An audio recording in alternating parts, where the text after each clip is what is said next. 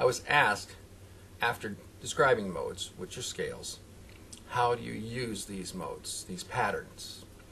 Okay, first off, they are just patterns. They're a particular fingering pattern that creates a scale built off of specific notes of a major scale. Now, that's not all modes. That's just the first basic 7 that I teach. But we'll start with those.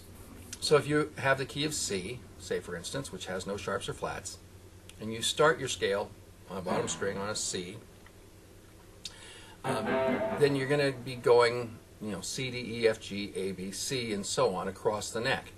That mode will be called the Ionian mode. That's a scale, but it's the Ionian mode. If you then started on D, the second step of the scale, you would call it the Dorian mode. Third step of the scale, you would call it the Phrygian mode. Fourth step, you would call it the Lydian mode. Fifth step, or the dominant, you would call it the Mixolydian mode. The sixth step, or the relative minor, you would call it the Aeolian mode. And the seventh step, which you would start on B, would be the Locrian mode. Now, the reason why you give them the names rather than just calling them, saying, B scale or whatever, is because the patterns are movable. So you can do them in different keys, but you're still going to call them by that name. An Ionian mode pattern is an Ionian mode pattern in G, C, B, flat, A, whatever key you're in. But it'd just be played in a different place.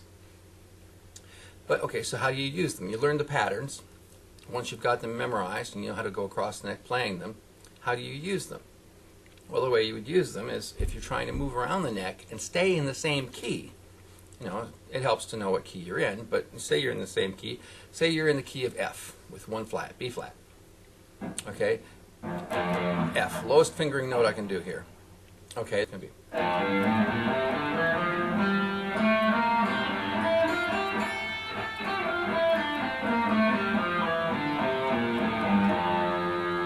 Okay?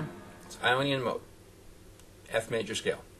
Now, if I want to move up a ways and get into the upper, the dusty frets or whatever, I want to play some higher notes, but I want to stay in that key. Well, it's very easy if you know the modes and you're aware of how they're positioned. There's their position in scale, whatnot.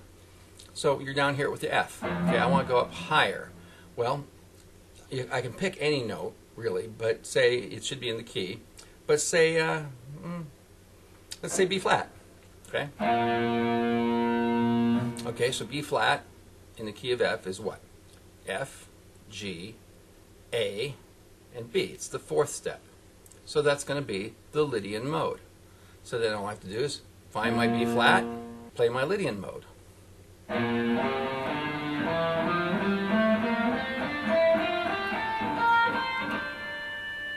Like that. Okay? So I've played a much higher note than I was able to play here. And you can take it all the way up to the 12th fret. Once you reach the 12th fret, you're just repeating yourself. I'm back to the Ionian mode there. Okay? And that's with any key.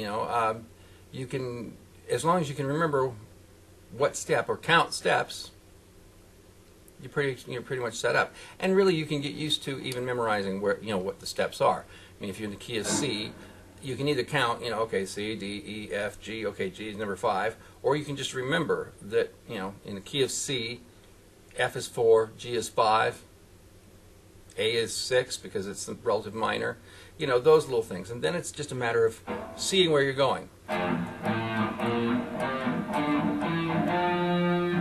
so on. That's the primary use. There are other uses which we'll cover later on.